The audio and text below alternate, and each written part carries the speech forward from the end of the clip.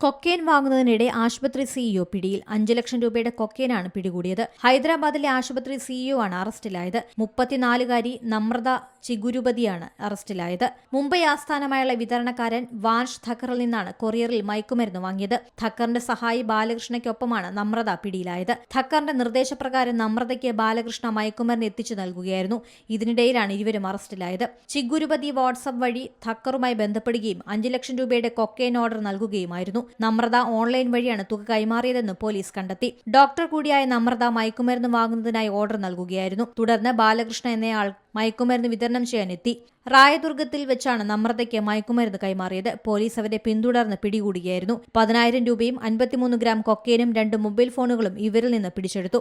ഇവർക്കെതിരെ case register ചെയ്തിട്ടുണ്ട്. ചോദ്യം ചെയ്യലിൽ മയക്കുമരുന്നിനായി ഏകദേശം 70 ലക്ഷം രൂപ ചെലവഴിച്ചെന്നിവർ മൊഴി നൽകി. ഏറ്റവും പുതിയ വാർത്തകളും വിശേഷങ്ങളും വിരൽ തുമ്പിലറിയാൻ സീ മലയാളം ന്യൂസ് എല്ലാ ഡിജിറ്റൽ പ്ലാറ്റ്ഫോമുകളിലും ലഭ്യം.